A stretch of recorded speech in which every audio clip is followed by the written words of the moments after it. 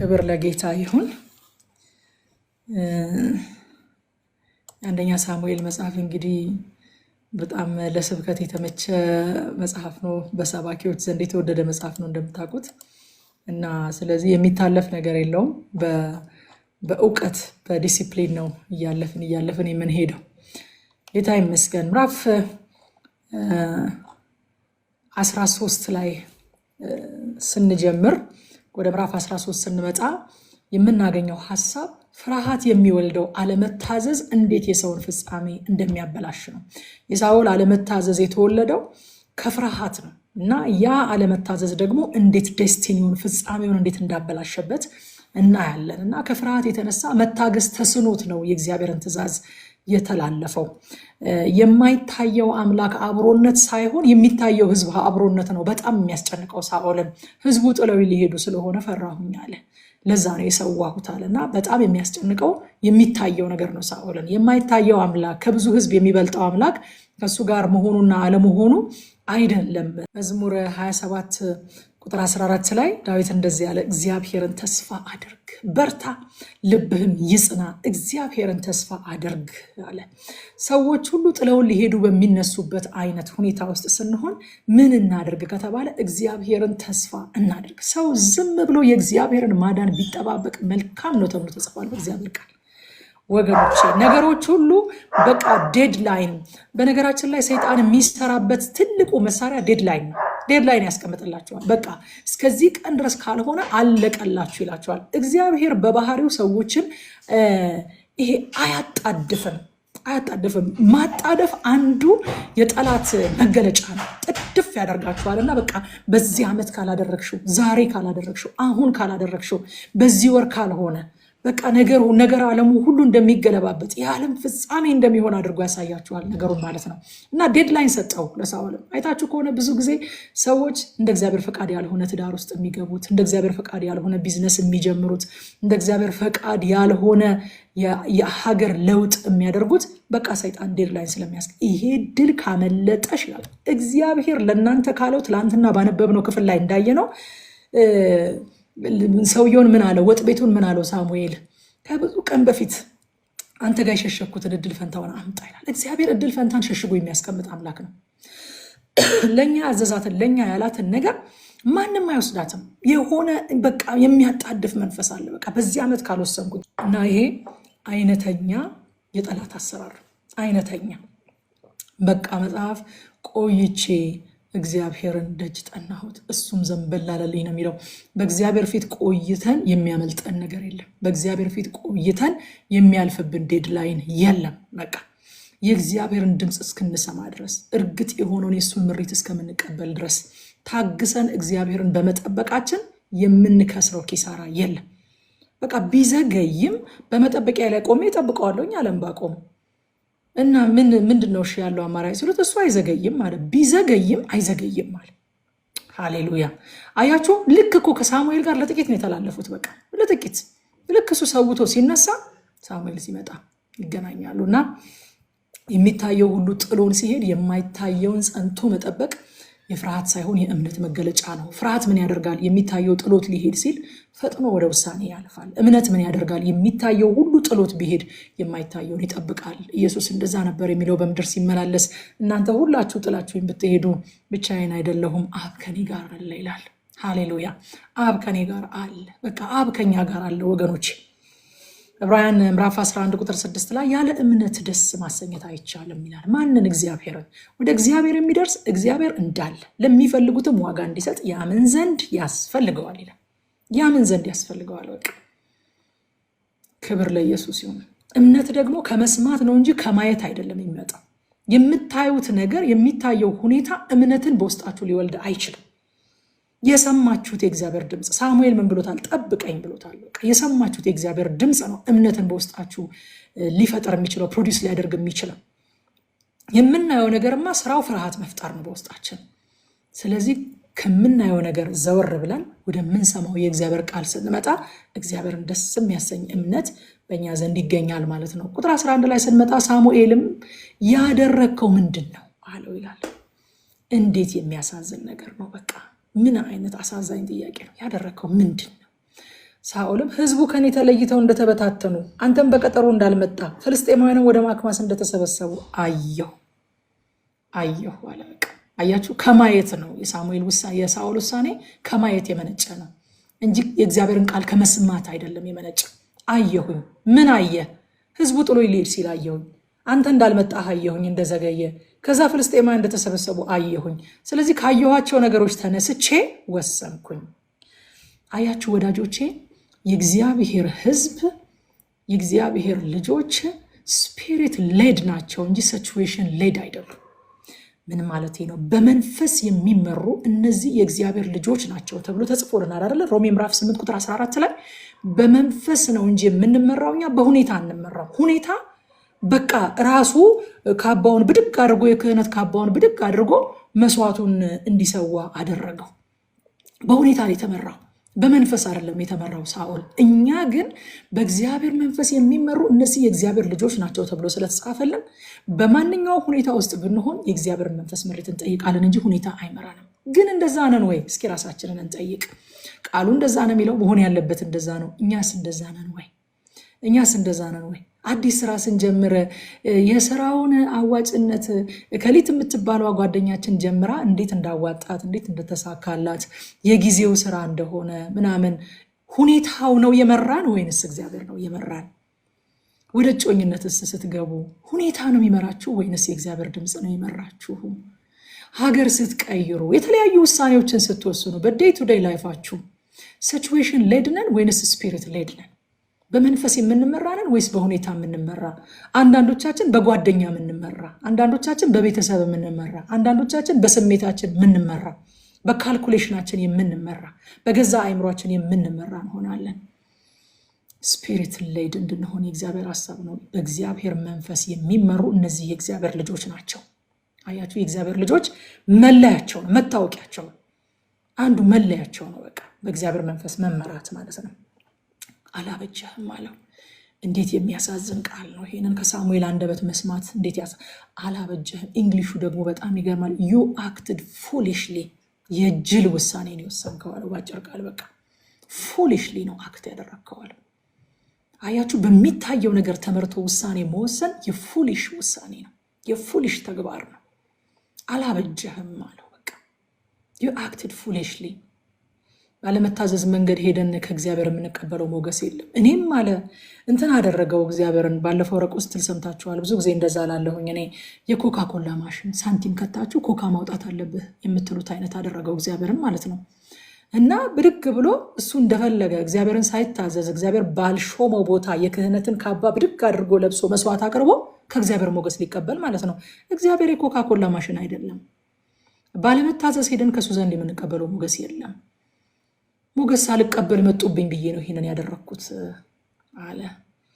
ሉቃስ 6:46 ጌታ እንደዚህ አለ፣ ስለምን ጌታ ሆይ ትሉኛላችሁ? የምለውን አታደርጉም አለ። የምለውን አታደርጉም። ለምንድን ነው ጌታ ሆይ የምትሉ? ከዛ መጣና ሳሙኤል እግዚአብሔር እንደ ልቡ የሆነ ሰው መርጧል አለ። አንደኛ ሳሙኤል 16:7 ላይ እንደዚህ ይለዋል እግዚአብሔር ግን ሳሙኤልን ይላል ፊቱን የቁመቱንም ዘለግታ አት ያለው ኤልያብን አይቶ እግዚአብሔር የመረጠው እግዚአብሔር የሚቀባው ይኸው በፊቱ ነው ሲል ፊቱን የቁመቱን ዘለግታ አት ሰው እንዲያይ እግዚአብሔር አያይምና ናቁት። ሰው ፊትን ያያል፣ እግዚአብሔር ግን ልብን ያያል አለ። ዳዊትን ምኑን ነው ያየው? እግዚአብሔር ልቡን ነው ያየው። እኔ ልቡን ነው ያየሁት አለ። አንተ የኤልያብን ቁመቱን ነው ያየኸው። በትላንትናው አሰራር ነው የመጣኸው። ትላንትና የሰው ጥያቄ፣ የሰው ውትወታ፣ የሰው ንዝነዛ ውጤት ስለሆነ መልስ ስለሆነ ሳኦል በሚታይ ነገር ነው የተመረጠው። ከእስራኤል ሁሉ እንደ ሳኦል ያማረ ቁመቱ የረዘመ ትከሻውም የሰፋ ሰው የለም ይላል መጽሐፍ ቅዱስ። አያችሁ፣ ትላንትና የህዝብ ንዝነዛ መልስ ስለሆነ ሳኦል በእነዚህ ኳሊፊኬሽኖች ነበር የተመረጠው። ዛሬ ግን እግዚአብሔር ራሱ የክርስቶስ ኢየሱስን ጥላ ሊሰራበት ያሰበውን ክርስቶስ ኢየሱስን ምሳሌ አድርጎ ሊቀርጽበት ያሰበውን ዳዊትን የልቡን ሰው እንደ ልቡ የሆነውን ልቡን አይቶ መረጠው ማለት ነው። ሐዋርያት ሥራ ምዕራፍ 13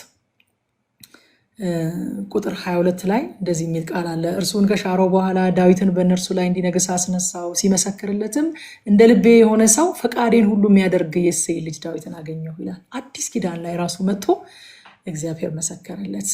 እንደ ልቤ የሆነውን ፈቃዴን ሁሉ የሚያደርገውን የእሴይ ልጅ ዳዊትን አገኘሁት አለ ይላል። እንደ እግዚአብሔር ልብ መሆን ማለት በነገራችን ላይ ወገኖቼ አለመሳሳት ማለት አይደለም። ፈጥኖ መመለስ ማለት ነው። ሴንሲቲቭ መሆን ማለት ነው እንጂ ፈጽሞ አለመሳሳት ማለት አይደለም። እንደ ዳዊት የሚሳሳት ሰው የለም። ከቤርሳቤ ጋር በወደቀበት ቦታ ላይ በነገራችን ላይ ሄዳችሁ ክፍሉን በትክክል ብታጠኑትና ብትቆጥሩት ከ10ቱ ትእዛዛት 6ቱን የጣሰው በአንድ ቀን። የማይሳሳት ሰው ስለሆነ አይደለም እግዚአብሔር እንደ ልቤ ያለው። እግዚአብሔር የማይሳሳት ሰው አይደለም የጠራው። የሚፈልገው ከኛ መካከል የሚመርጠው የሚቀባው የማይሳሳቱ ሰዎችን አይደለም፣ ፈጥነው የሚመለሱ ልባቸው ሴንሲቲቭ የሆነ ድንግጥ የሚሉ አድሚት የሚያደርጉ አንተን ብቻ በደልኩ የሚሉ እንደ ዳዊት ምዕራፍ 51 ላይ መዝሙር 51 ላይ ሄደን አንብበናል ከዚህ በፊት። አንተን ብቻ በደልኩ፣ በቃ እኔ ነኝ በደለኛው፣ ኃጢአቴ በፊቴ ነው አልክድም የሚሉ እንደነዚህ አይነቶቹን ነው የሚፈልገው። እንደ ሳኦል የማያመካኙትን ማለት ነው። አያችሁ፣ እስራኤል መንፈሳዊ መዘናጋት ውስጥ ስለነበሩ እስራኤል ፍልስጤም መጥተው ወደቁባቸው እና ትጥቅ አልባ አድርገዋቸው ነበር። በጣም የገረመኝ ነገር ቅድም ክፍሉን ሳነብ አስተውላችሁ ከሆነ ትጥቅ አልባ አድርገዋቸው ነበር። በፍልስጤማውያን እስራኤል መሳሪያ የጦር መሳሪያ እንዳይሰሩ ብለዋልና በእስራኤል ዘንድ አንድም ብረት ቀጥቃጭ አልተገኘም ነበረ። ዲፔንደንት አድርገዋቸው ነበረ። እነሱ ጋር እየሄዱ ነበረ መጥረቢያቸውን ለማሳል፣ ማጭዳቸውን ለማሳል፣ መቆፈሪያ ለማሳል፣ ቢላዋ ለማሳል ወደ ፍልስጤም እየወረዱ ነበረ የሚያስሉት። ይሄ ደግሞ አጋጣሚ የመጣ ነገር ሳይሆን ፍልስጤማውያን ስትራቴጂ ቀርጸው በእስራኤላውያን እጅ የጦር መሳሪያ እንዳይገኝ ብለው ብረት ሰራተኛ በመካከላቸው እንዳይኖር አድርገዋቸው ትጥቅ አልባ አድርገዋቸው ነበር። አያችሁ ወዳጆቼ፣ ጠላት እንዴት የሩቅ እቅድ ቀርጾ እንደሚሰራ። የጦርነት ቀን የሰልፍ ቀን አይደለም እናንተን የሚዋጋበትን መሳሪያና ሲስተም የሚያዘጋጀው። አስቀድሞ ብረት ሰራተኞችን ከእስራኤል ምድር በማጥፋት ለማንኛውም ብረት ስራ ፍልስጤም ላይ ዲፔንድ እንዲያደርጉ በማድረግ ትጥቅ አልባ አድርጓቸው ነበር። አስቀድሞ ነው የሚሰራው፣ የሰልፍ ቀን አይደለም። እና ሰይጣን በክፉ ቀን እንዳንቃወመው ለማድረግ ዛሬም ቀስ በቀስ ትጥቃችንን እንድንፈታ፣ የእኛ ትጥቅ ደግሞ የእግዚአብሔር ቃል ነው፣ የእግዚአብሔርን ቃል እንድንጥል ያደርገናል። ቀደም ብሎ ነው የሚሰራው። የእግዚአብሔርን ቃል እየተውን በሌላ ነገር እየተካን፣ ጊዜያችን በሌላ ነገር እየተያዘ፣ አይምሯችን በሌላ ነገር እየተያዘ ለክፉ ቀን የሚሆነውን የሚንበለበሉትን የክፉን ፍላጻዎች ታጠፉበት ዘንድ የመንፈስን ሰይፍ እሱም የእግዚአብሔርን ቃል ያዙ የተባልነውን ማለት ነው። ክፉ ቀን እስኪመጣ ድረስ አገር ሰላም ነው፣ ሁሉ ተረጋግቷል፣ ምንም ጦርነት የለም። ስለዚህ ብረት ቀጥቃጭ አያስፈልግም። የእግዚአብሔርን ቃል የሚያስተምረን የሚያስጠናን ሰው እንዳንፈልግ ያደርገናል፣ ዲፔንደንት ያደርገናል እሱ ላይ። ለማንኛውም ችግራችን እሱ ላይ፣ ዓለም ሲስተም ላይ ዲፔንደንት ነን። ሲያመን እነሱ ላይ ዲፔንደንት ነን። የሆነ ነገር ሲቸግረን ጉግል አለልን። የሆነ ነገር ሲጨንቀን የሆነ ነገር ቻት ጂፒቲ አለልን። የሆነ ነገር አለልን። እነሱ ላይ ዲፔንደንት ሆነናል። መሳሪያችንን የምናስለው እነሱ ጋር እየሄድን ነው። እኛ ዘንድ የጦር መሳሪያችን የለም። የሚንበለበሉትን የክፉን ፍላጻዎች በክፉ ቀን ማጥፋት እንድትችሉ የመንፈስን ሰይፍ እሱም የእግዚአብሔርን ቃል ያዙ የሚለውን መጀመሪያ አስቀድሞ ነው የሚያስጥለን። የሰልፍ ቀን አይደለም የሚያስጥለን፣ አስቀድሞ መጀመሪያ ነው የሚያስጥለን። እኔና እናንተ ግን እግዚአብሔር ጸጋ አብዝቶልን ይህንን የመንፈስ ሰይፍ አንስተናል። ክብር ለእግዚአብሔር ይሁን። የጸጋ ሁሉ አምላክ የተባረከ ይሁን። ሃሌሉያ። ኤፌሶን ምዕራፍ 6 ቁጥር 11 ላይ የዲያብሎስን ሽንገላ ትቃወሙ ዘንድ እንዲቻላችሁ የእግዚአብሔርን ዕቃ ጦር ሁሉ ልበሱ ይላል። ከዕቃ ጦሮቹ ደግሞ ማጥቂያው፣ ብቸኛው ማጥቂያ በነገራችን ላይ የእግዚአብሔር ቃል ነው። ሄዳችሁ ክፍሉ ልታጠኑ ትችላላችሁ። ስንደርስበት የምናየዋለን። በብዙ የቤተክርስቲያን መድረኮቻችንም ላይ ተሰብከናል። አምሹር ሁላችሁም አላችሁ ይህ መረዳት። ክፍሉን ሄዳችሁ ስታዩት የራስ ቁሩ ብትሉ፣ የደረት ጥሩሩ ብትሉ፣ እያንዳንዱን ክፍል ሄዳችሁ ብታጠኑት፣ የጦር ዕቃዎቹን ሄዳችሁ ብታጠኗቸው ሁሉም መከላከያዎች ናቸው። የማጥቂያ ነገር የተሰጠን አንድ ብቻ ነው። በክፉ ቀን የሚንበለበሉትን የክፉን ፍላጻዎች ፈጽመን ማጥፋት የምንችልበት የመንፈስ ሰይፍ እሱም የእግዚአብሔር ቃል ነው ይላል። እና ቃሉን እንድንጥል ነው የሚያደርገን። መጀመሪያ የዛሬ 5 ዓመት የሚሸነፍ ሰው ከዛሬ ጀምሮ እግዚአብሔርን ቃል መጣል ይጀምራል፣ ችላ ማለት ይጀምራል። የመጽሐፍ ቅዱስ ጥናት ፍላጎቱ እየጠፋ ይመጣል። የመጽሐፍ ቅዱስ ባይብል ስተዲ ግሩፖች ላይ መገኘት አይፈልግም። የእግዚአብሔር ቃል ሲሰበክ እንቅልፍ ይለዋል። መጽሐፍ ቅዱሱን አቧራ ወርሶታል፣ አንስቶ ማንበብ አይፈልግም። እያዘጋጀው እኮ ነው፣ ለሽንፈት እያዘጋጀው ነው። ለሰልፍ ቀን የጦር ዕቃ በእጁ ላይ እንዳይኖር እያዘጋጀው ነው። እና እስራኤልን እንደዛ አደረጋቸው። በጣም ገረመኝ። የእግዚአብሔር ቃል ዕብራውያን ምዕራፍ 12 ላይ ሲናገር ደግሞ ሕያው ነውና የሚሰራ ሁለትም አፍ ካለው ሰይፍ ይልቅ የተሳለ ነው፣ ነፍስንና መንፈስን ጅማትንና ቅልጥምን እስኪለይ ድረስ ይወጋል፣ የልብንም ስሜትና ሐሳብ ይመረምራል ይላል። ይህንን ሰይፋችንን ነው እንግዲህ የሚያስጥለን ማለት ነው ጠላት። እዛ ቁጥር 20 ላይ ስንመጣ እስራኤልም ሁሉ የማረሻውን ጫፍ ማጭዱን መጥረቢያውንና መቆፈሪያውን ይስል ዘንድ ወደ ፍልስጤማውያን ይወርድ ነበረ ይላል። ጠላቶቻቸው እነሱ ላይ ዲፔንድ እንዲያደርጉ አድርገዋቸው ነበረ። ቅድም እንዳልኳችሁ አንዳንድ ጊዜ አይወንደር በእውነት ማለት ጥሩ ነው፣ የተመቻቸልን ቴክኖሎጂ ሁሉ ነገር ቆንጆ ነው። አሁን በየስልኮቻችን መጽሐፍ ቅዱሶች መኖራቸው ጥሩ ነገር ነው። እነዚህ ሁሉ ነገሮች ግን እንደው በጣም እነዚህ ነገሮች ላይ ዲፔንደንት መሆናችን ተደጋፊዎች መሆናችን ያሳስበኛል። ለምን መሰላችሁ? ከዚህ በፊትም ነግሬያችኋለሁኝ። ብዙ ጊዜ በሃርድ ኮፒ መጽሐፍ ቅዱስ ላይ የማውቃቸውን ጥቅሶች ወይ ተቀይረው ወይ ጠፍተው አጋጥመውኝ ያውቃል። አያችሁ፣ እነሱ ላይ ዲፔንደንት እንድንሆን ያደርገናል። እኛ ከእግዚአብሔር ስለሆንን አለ እኮ ዮሐንስ። ይሄ ከሆነ አሁን በጣም እንደው ኦቨር ስፒሪቹዋላይዝ እያደረግኩኝ አይደለም ይሄንን የምላችሁ፣ እንደዛ የማደርግም ሰው አይደለሁኝም። እንደው የአጋንንቱን ዓለም በጣም እያመናፈስኩኝ ሁሉን ነገር አጋንንት ነው፣ ሁሉን ነገር የጨለማው ኃይል ነው ምናምን የምል ሰው አይደለሁኝም። እኔ ከአጋንንት ኃይል ይልቅ የእግዚአብሔርን ኃይል ማውራት ነው መወደው፣ የእግዚአብሔርን ስራ መተረክ ነው መወደው። ግን ደግሞ ጠንቀቅ ማለትም ደግሞ ይበጃል ወገኖች፣ ይበጃል።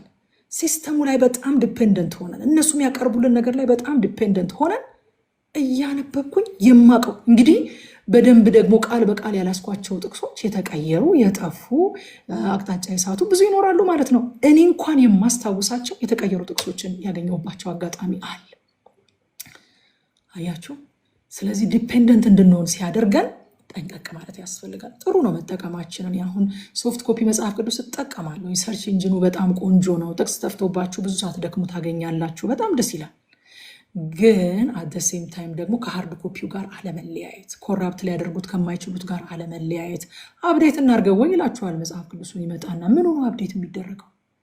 አንድ ሰው ምን አለ? ምንድነው አብዴት የሚደረገው አለ። በእንግሊዝኛ ነው የተናገረው። አዳም ሌላ አፕል በላ እንዴ? ምን ነው አብዴት የምታደርጉልን አላሉ። እና አብዴት እናድርገው ይሏችኋል ይመጡና፣ ከዛ በኋላ የወደዱትን ነገር ላካሄዱ፣ ለሲስተሙ፣ አሁን ላለው ዘመናዊነት ያልተመቻቸውን ነገር ይቀይሩታል ማለት ነው። አንዳንድ መጽሐፍ ቅዱሶች አንዳንድ ቨርዥኖች ላይ የሌሉ ነገሮች አሉ። እውነት ነው። ሙሉ ለሙሉ ቢያጠፉት ነገ ምንድን ነው የምንሆነው? ሃርድ ኮፒ መጽሐፍ ቅዱሶቻችንን ጥለን ችላ ብለን። ስለዚህ በጣም ዲፔንደንት መሆንም ጥሩ አይደለም። ሲሆን የቀድሞ አማኞች የቀድሞ ክርስቲያኖች ምን እንደሚያደርጉ ታውቃላችሁ? ሃርድ ኮፒው ራሱ መንግስት ከእጃችን ላይ ሰብስቦ ቢያቃጥለውስ ብለው በቃላቸው ይሸመድዱ ነበር የእግዚአብሔርን ቃል።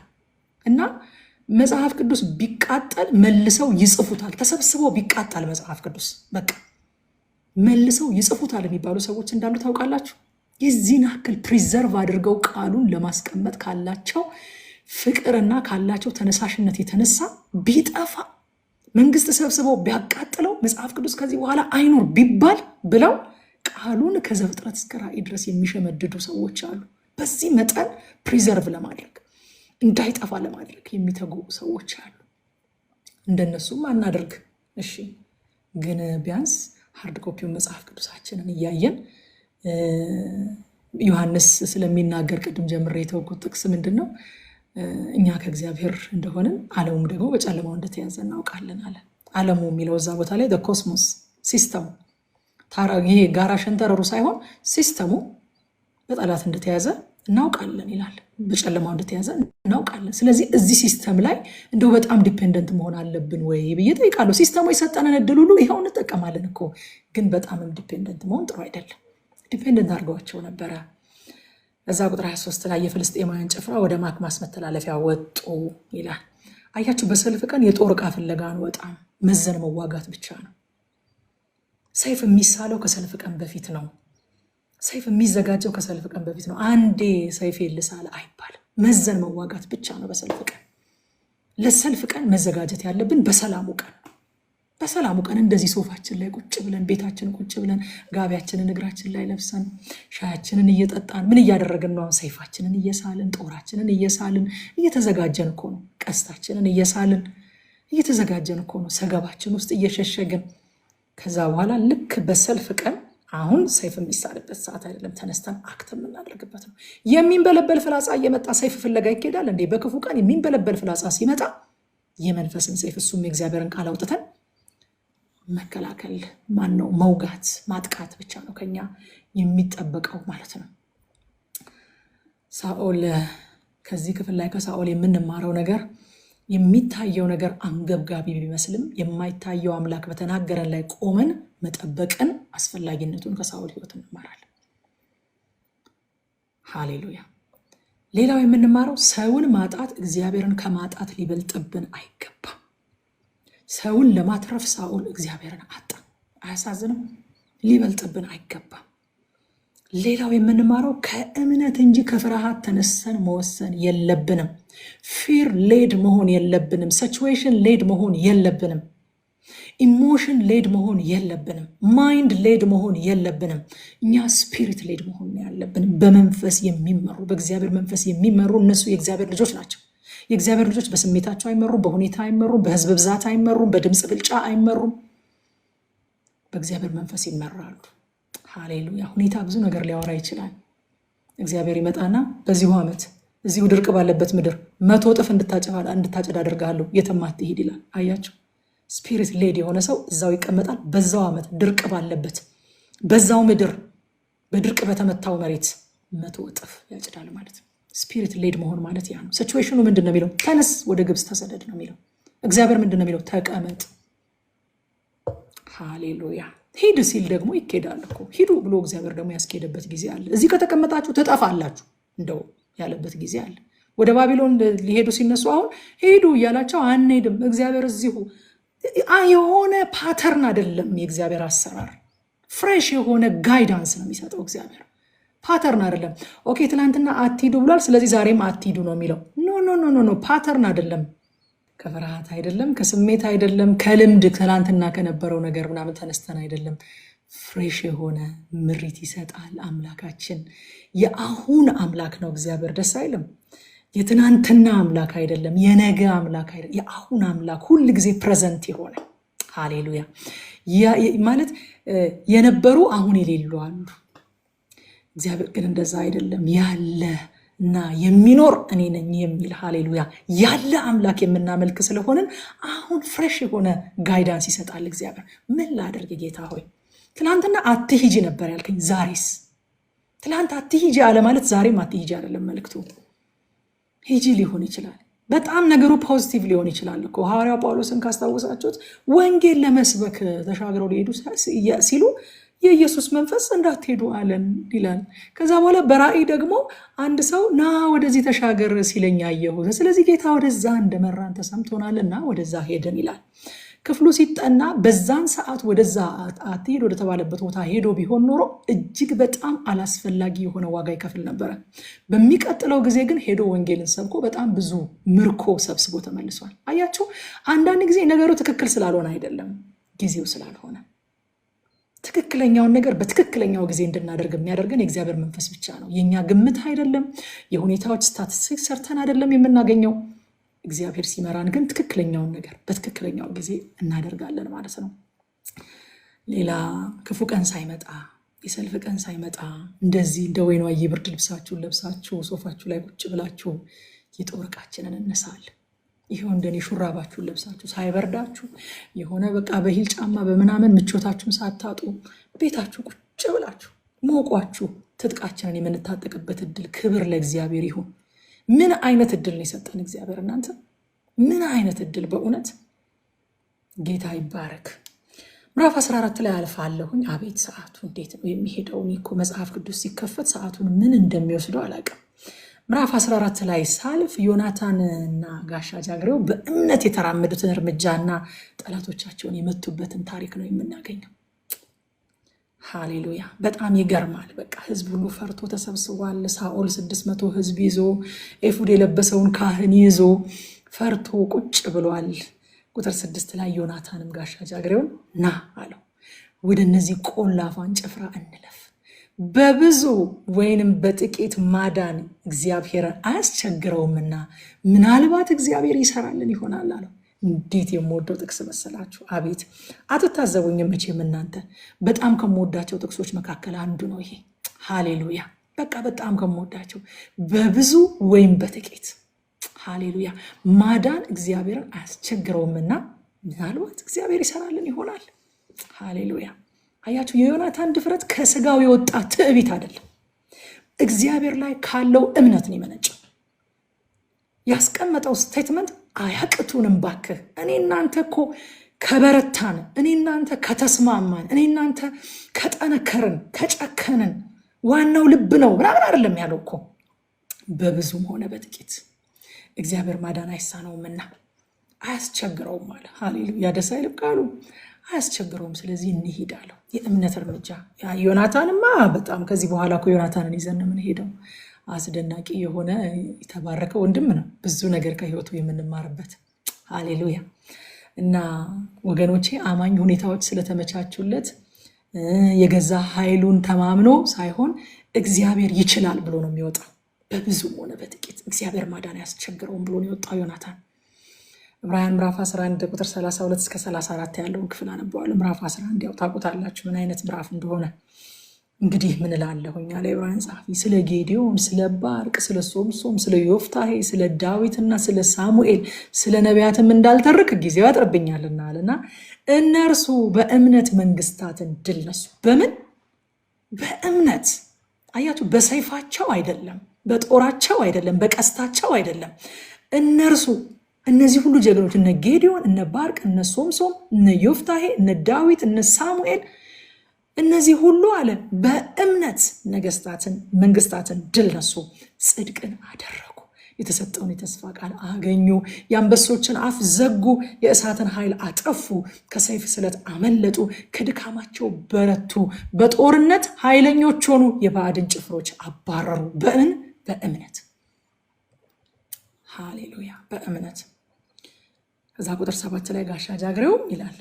ሌላው ደግሞ የወደድኩት ሰው ጋሻ ጃግሬው ልብህ ያሰኘውን ሁሉ አድርግ፣ እነሆ ከአንተ ጋር ነኝ፣ እንዳንተ ልብ ሁሉ የኔም ልብ እንዲሆኑ አለው። እግዚአብሔር በእንደዚህ አይነት ሰው ይባርካችሁ።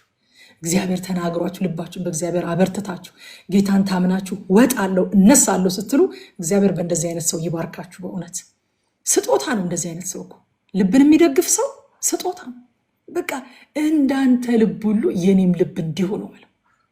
በእምነት በምናደርገው ጉዞ አጠገባችን ያሉ ሰዎች ትልቅ ሚና አላቸው ወገኖች፣ ትልቅ ሚና አላቸው።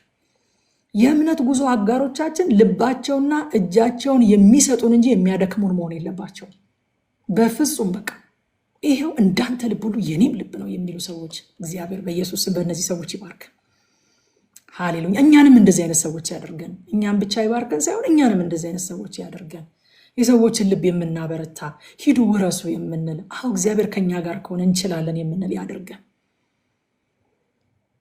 ዮናታን እና ጋሻ ጃግሬው በጣም የሚገርመው የልብ አንድነት ብቻ አይደለም ያላቸው፣ በአደራረግም ላይ ስምምነት ነበራቸው። ዮናታን መመሪያ ሰጠ። ልክ እንደዚህ ብዬ ስናገራቸው እንደዚህ የሚሉን ከሆነ አንወጣም፣ እንደዚህ ብዬ ስናገራቸው ደግሞ እንደዚህ የሚሉን ከሆነ እግዚአብሔር በእጃችን አሳልፎ ሰጥቶናልና እንወጣና እንወድቅባቸዋለን አሉ። ተስማሙ። ከዛ ልክ ምልክታቸው ሲጸና ቁጥር 13 ላይ ዮናታንም በእጁና በእግሩ ወጣ ይላል። ጋሻ ጃግሬውም ተከተለው። አይገርማችሁ? በዛ ሁሉ ህዝብ ላይ 2 ሆነው ማለት ነው ተከተለው። ፍልስጤማውያንም በዮናታን እጅ ወደቁ። ጋሻ ጃግሬው ተከትሎ ገደላቸው።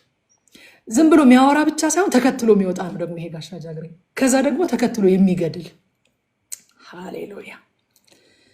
ጌታ ይመስገን። አያችሁ፣ ሳኦል ቅድም እንዳልኳችሁ 600 ሰዎችን ይዞ የበፍታ ኤፉድ የሚለብሰውን ካህን ይዞ በፍርሃትና በጥርጣሬ ተቀምጦ ሳለ ዮናታንና ጋሻ ጃግሬው በእምነት ተሻግረው ጠላቶቻቸውን መቱ። ኢትስ ናት አባውት ብዛት ወይ የሆነ የጦር መሳሪያ ምናምን፣ ኢትስ አባውት ፌዝ፣ እምነት እግዚአብሔር በብዙም በጥቂት ማዳን አይቸግረውም። ታትሴት በቃ ያሸነፈው ይሄ ስቴትመንት ነው። ፍልስጤማውያንን የመታው ይሄ ስቴትመንት ነው። ይሄንን ስቴት አድርገው ነው የወጡት። ጌታ ይመስገን። ያዕቆብ መልእክት ምዕራፍ 1 ቁጥር 6 እስከ 8 ድረስ ያ የተወደደ የእግዚአብሔር ቃል ነው። እንደዚህ ይላል፣ ነገር ግን በምንም ሳይጠራጠር በእምነት ይለምን። የሚጠራጠር ሰው በነፋስ የተገፋና የተነቃነቀ የባህርን ማዕበል ይመስላልና። ሁለት ሐሳብ ላለው በመንገዱም ሁሉ ለሚወላውል ለዚያ ሰው ከጌታ ዘንድ አንዳች እንዲያገኝ አይምሰለው። እምነት ማለት አያችሁ፣ ልክ እንደ ዮናታንና እንደ ጋሻ ጃግሬው እግዚአብሔር አይቸግረውም ካላችሁ በኋላ መሀል ላይ ገብታችሁ ማመንታት አይደለም። ልክ ምልክቱን ሲያጸናላቸው ወጡና ወደቁባቸው። ብዛታቸው እንዲያመነቱ አላደረጋቸውም። ከእግዚአብሔር ዘንድ ይላል። ከዛ በኋላ በጣም የወደድኩት ቃል ታላቅ ሽብር ሆነ። ሽብር ከማን ዘንድ ነው የሆነው? ከእግዚአብሔር ዘንድ። እግዚአብሔር እኮ አይደለም ዮናታንና የጋሻ ጃግሬውን የነዛን 4 አይነ ስውራን ኮቴ እንደ ብዙ ሕዝብ ኮቴ አድርጎ የጠላትን ሰፈር ማወክ የሚችል አምላክ ነው። ከእግዚአብሔር ዘንድ ታላቅ ሽብር ሆነ። እግዚአብሔር የፈለገው ብዙ ቁጥር ያለው ሕዝብ ሳይሆን አንድ አማኝ ነው የፈለገው። እንደ ዮናታን አይነት ጋሻ ጃግሬውን አስተባብሮ የሚወጣ የእግዚአብሔር ሕዝብ ከሆንን ሰልፉ ምንጊዜም የእግዚአብሔር ነው። ከኛ የሚጠበቀው እግዚአብሔርን ማመን ነው። በእምነታችን ደግሞ መራመድ፣ ሳንጠራጠር መውጣት።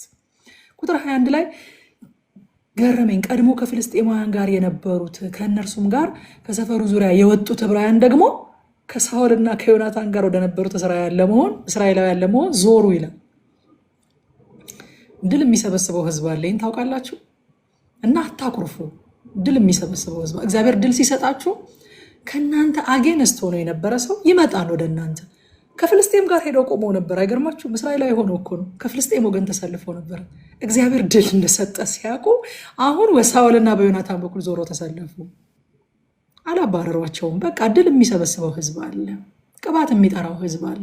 አታኩርፉ። ትላንትና እኔ እንትን እያለሁኝ ማንም ሰው ባልተከተለኝ ሰዓት መች አይባልም።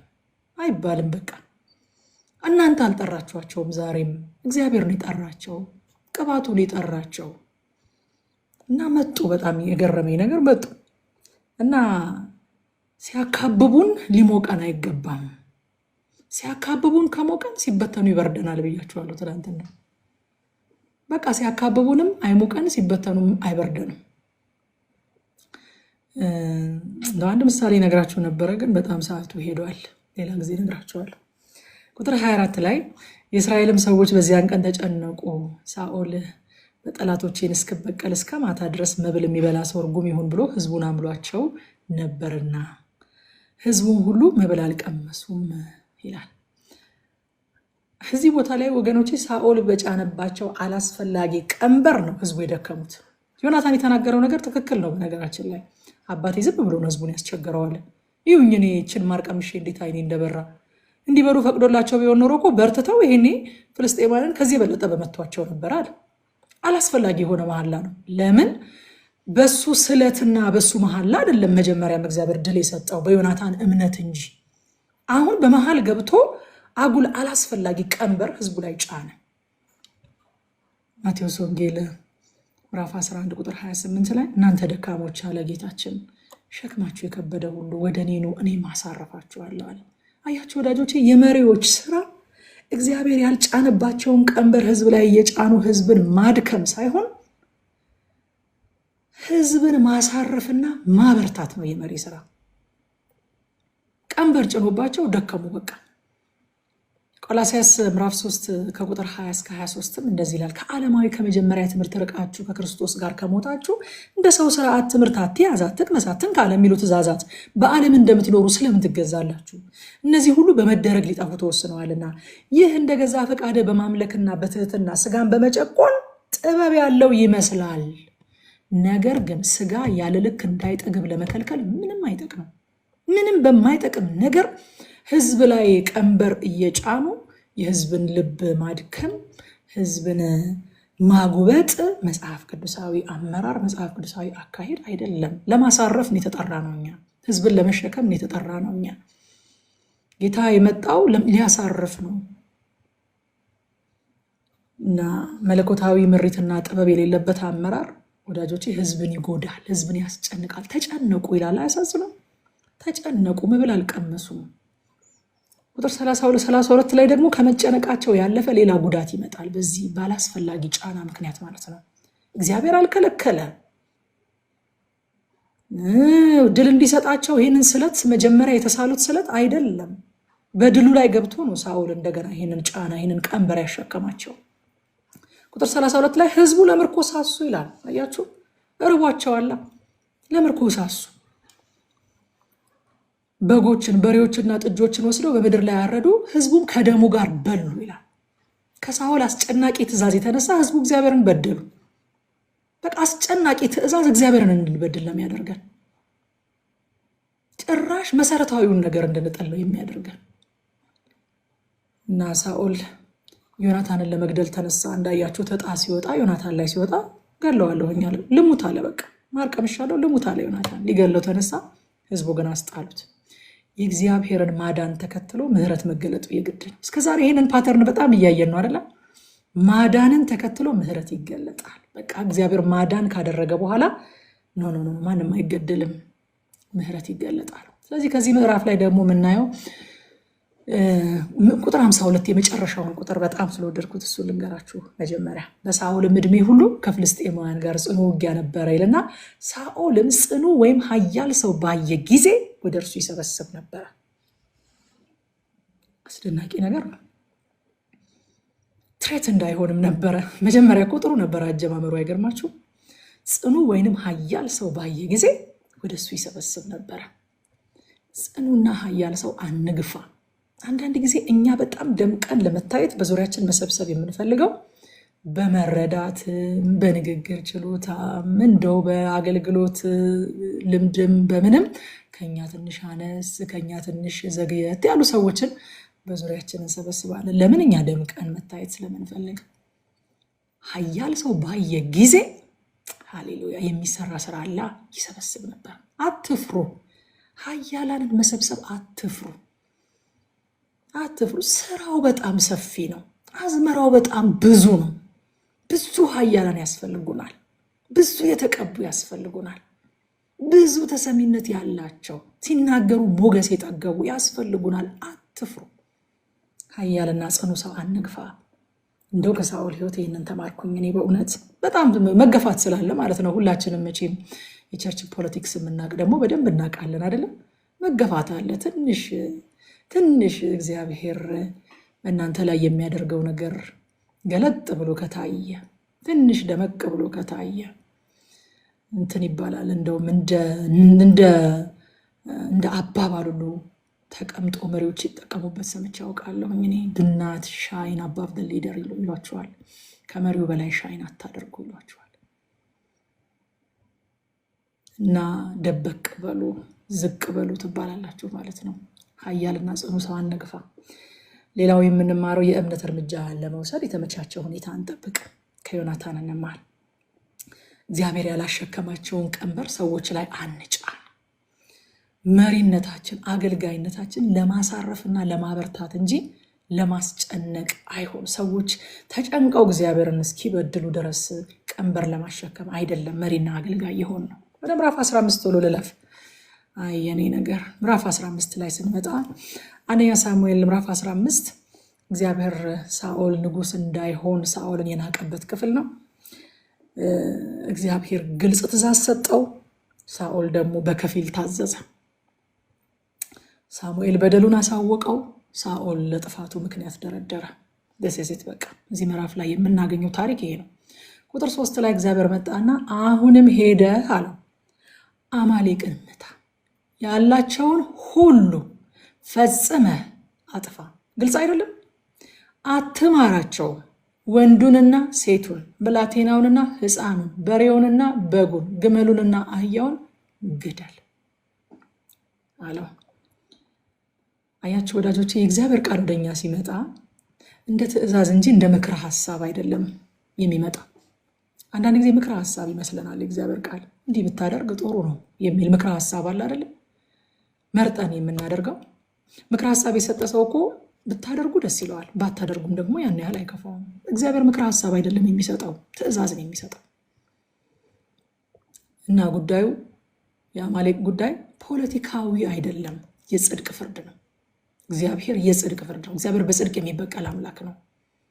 ታስታውሳላችሁ ዘዳግም ምዕራፍ 25 ላይ በጣም በዚህ ክፍል ተነጋግረንበታል። አማሌቅን እግዚአብሔር ለምን ሊበቀለው እንደሚፈልግ ገና ወደፊት ያን የተነጋግረንበት ነበረ።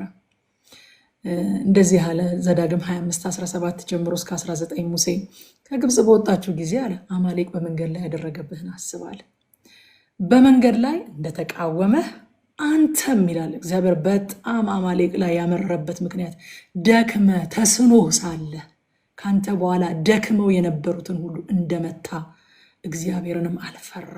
ስለዚህ አምላክህ እግዚአብሔር ትወርሳት ዘንድ በሚሰጥህ ምድር ከሚከቡ ጠላቶች ሁሉ አምላክህ እግዚአብሔር ባሳረፈ ጊዜ የአማሌቅን ዝክረ ስሙን ከሰማይ በታች አጥፋው፣ ይህንን አትርሳ ብሎ ሙሴ ትእዛዝን ሰጥቷል። ለምን ከተባለ ከሌሎቹ ሰዎች ሁሉ በምን ተለየ? መንገድ ላይ ተቃወሟቸው እኮ ብዙ ነበሩ። አይ አማሌቅ ይለያል፣ አማሌቅ በጣም ክፉ ነው አለ እግዚአብሔር። ህዝቤ ተስኖት ሳለ ደክሞት ሳለ ደክመው ወደኋላ የቀሩትን አጠቃቸው። ማለት የጦርነት ህግ አለ ወዳጆቼ። የተማረከ ሰው የደከመ ሰው እየተዋጋ ያልሆነ ሰው አይመታም። አማሌቅ ግን በጣም ክፉ ነው። ደክመው ሳሉ ተስኗቸው ሳሉን የመታቸው እና እግዚአብሔር አማሌቅም ልክ የነገርኳችሁን የተስፋ ቃል ሁሉ ከፈጸምኩላችሁ በኋላ አርፋችሁ ስትቀመጡ ድልን ስታገኙ ፈጽማችሁ ታጠፉልኛላችሁ፣ ይህንን አትርሳ ብሎ እግዚአብሔር ተናግሯል። ሳኦል ደግሞ ከልጅነቱ ይህንን ሲሰማ ነው ያደገው። የእስራኤል ወላጆች እንደዚህ ናቸው። ለልጆቻቸው በደንብ ታሪካቸውን በንግግር የሚያስተላልፉ ናቸው እና ሲሰማ ነው ያደገው። ዛሬም ሲነገረው ሪፍሬሽ ነው የተደረገለት። በአንተ እጅ ነው ይህ የሚፈጸመው ተባለ እንጂ እስራኤል አንድ ቀን አማሌቅን እንደሚያጠፋ የእግዚአብሔርን በቀል እንደሚበቀል ሲነገረው ነው ያደገው እና ሳኦል በከፊል ታዘዘ። ደግሞ ይህንን ያደረገው ለምን እንደሆነ ሳኦል በተናገረው አይደለም የምናውቀው፣ ሳሙኤል ነው የገለጠው ሚስጥሩን። ለምርኮ ሳስተህ ነው፣ ለምርኮ ሳስተህ ነው፣ ለእግዚአብሔር ብለህ አይደለም፣ ነገሩ ስላልገባህ አይደለም። እግዚአብሔር እኮ ልብና ኩላሊትን የሚመረምር አምላክ ነው። ኢንቴንሽናችንን የሚያውቅ አምላክ ነው እና ለምርኮ ሳስተህ ነው ይህንን ያደረግከው አለው። ቁጥር 9 ላይ ነገር ግን ሳኦልና ህዝቡ ለአጋግ ለተመረጡትም በጎችና በሬዎች ለሰቡትም ጥጆችና ጠቦቶች ለመልካሞቹ ሁሉ ራሩላቸው፣ ፈጽሞ ሊያጠፏቸው አልወደዱም። ነገር ግን ምናምንቴና የተናቀውን ሁሉ ፈጽመው አጠፉት። ልናገር አልናገር? እሺ ይናገራለሁ። አንዳንድ ጊዜ በቤተ ክርስቲያን ውስጥ እንደዚህ አይነት ደብል ስታንዳርድ ያለው አንዳንድ ሰዎች ሲያደርጉት ልክ ነው፣ አንዳንድ ሰዎች ሲያደርጉት ልክ አይደለም። አንድን ነገር ልክ የሚያደርገው አድራጊው ሳይሆን ስለ ነገሩ የእግዚአብሔር ቃል ያለው ነገር ነው እና አንዳንዴ አያለሁኝ አንዳንድ ሰዎች አድርገውት በጣም ተኮንነው ሲጠለጠሉ የነበረበትን ጉዳይ ሌሎች ሰዎች አድርገውት በጣም አንደርስታንድ ልናደርጋቸው ስንሞክር የኛን ሶሳይቲ በጣም አያለውና እገረማለሁ። በእውነት እግዚአብሔር የሁሉም አምላክ ነው። ትእዛዝን ሲሰጥ ለሁሉም ነው እንጂ ሰው እየመረጠን አፕላይ እንድናደርገው አይደለም። በእውነት ማለት ይሄ ዓለማዊነት። በዓለምም ካያችሁ በነገራችን ላይ እንደው በጣም ልቤን ስለሚያሳዝነኝ ነው ይሄንን ነገር የምናገረው እንጂ ባልናገረው ደስ ይለኛል። በጣም ስለ እህቶቼ በጣም ልቤ የሚቃጠል ሰው ነኝ። ብዙ ጊዜም ደግሞ እንደዚህ አይነቱን አመፅ፣ እንደዚህ አይነቱን እርኩሰት እንደምቃወም በማህበራዊ ሚዲያዎች ላይ የምናገር ሰው ነኝ። የሴቶች እህቶቼ ጉዳት፣ ጥቃት፣ መደፈር፣ መጎዳት በጣም የሚያንገበግበኝ ሰው ነኝ። ለዚህ ምንም ጥያቄ የለውም። ሚዲያን ማየት ትችላላችሁ። ግን መርጠን ነው የምናዝነው፣ መርጠን ነው ጥብቅና የምንቆመው፣ መርጠን ነው ፍትህ የምንጠይቀው። የሆነች ቆንጅዬ ልጅ ላይ ጥቃት ሲደርስና ቆንጆ ያልሆነች ልጅ ላይ ጥቃት ሲደርስ እኩል ቫይራል አይሆንም። አያችሁ፣ ሳኦል ቆንጆዎቹን መረጣቸው፣ የሰቡትን መረጣቸው፣ መልካሞቹን ራሮላቸው፣ ምናምንቴና የተናቀውን ሁሉ ፈጽመው አጠፉት። እግዚአብሔር እኮ ትእዛዝ የሰጠው በሁሉም ላይ ነው። ለፍትህ እንድንሟገት የሚፈልገው እግዚአብሔር ለቆንጆም ቆንጆ ላልሆነውም ነው። እግዚአብሔር የአይነ ልሞች አምላክ ነው። አንድ ጊዜ ጋሽ ንጉሴ ብልቻ እንደዛ አሉ። የቆንጆዎች አምላክ ብቻ አይደለም አሉ፣ የአይነ ልሞችም አምላክ ነው እግዚአብሔር አሉ። የሊያ አምላክ አይገርማችሁም? ራሔል በጣም ቆንጆ ነበረች፣ ሊያ ደግሞ አይነ ልም ነበረች ይላል መጽሐፍ ቅዱስ። ቆንጆ አልነበረችም፣ ግን እግዚአብሔር የሊያን ማህፀን ከፈተ፣ ሊያን ልጅ በልጅ አደረጋት። የአይነ ልሞችም አምላክ ነው፣ አይነ ልሞችንም የሚጎበኝ አምላክ ነው። እና በመልክ መርጠን ፍትህ ስንጠይቅ አዝናለሁ በጣም። ሌላውን ተዉት፣ እንደው ስር የሰደደውን እኔ አልናገረውም፣ ብዙ ጊዜ ተብሏል። በብሔር በምን የምንመርጠውን ተዉት፣ እሱን ትቼው በመልክ እንመርጣለን። ይህንን ታውቃላችሁ። ጥቃት ሲደርስ እችን የመሰለች ልጅ እንችን ባትመስልስ? እኔ በጣም ሁልጊዜ የምጠይቀው ጥያቄ እችን ባትመስልስ መደፈር አለባት እንዴ? መልኳ እንደዚህ ባይሆንስ መገደል አለባት እንዴ? ለምንድን ነው ስለ መልኳ የምናወራው እንዴ? ተደፍራለች እኮ፣ ተገላለች እኮ፣ አካል ጉዳት ደርሶባታል እኮ፣ አሲር ተደፍቶባታል እኮ። አስቀያሚዋ ቆንጆ ያልሆነችው ዲዘርቭ ታደርጋለች እንዴ? ያንን አያችሁ። ሳኦል ቆንጆዎቹን መልካሞቹን ሊያጠፋቸው አልወደደም። ምናምንቴና የተናቀውን ግን ፈጽሞ አፕላይ የምናደርግባቸው ሰዎች አሉ። በቃ አፕላይ የምናደርግባቸው አንዳንድ ነገሮችን እኔ በቃ እከሌ ብዬ ብጠራላችሁ በጣም የምታውቁት ነገር አለ። በቃ አፕላይ የምናደርገው በቃ አንዳንድ ሰዎች ላይ ትክክል ይሆንልናል ነገሩ። በቃ እንረዳቸዋለን፣ ሰምሃው አንደርስታንድ እናደርጋቸዋለን እነዛን ሰዎች። እግዚአብሔር ምህረት ያብዛልን፣ በእውነት ምህረት ያብዛልን። ፍትህ ለሁሉም ነው፣ ለሁሉም ነው። በቃ መጠየቅ ያለብን ለሁሉም ነው፣ ለየትኛውም ብሔር፣ ለምንም አይነት ቀለም፣ ለነጭ አይደለም፣ ለጥቁር አይደለም፣ ለአማራ አይደለም፣ ለጉራጌ አይደለም።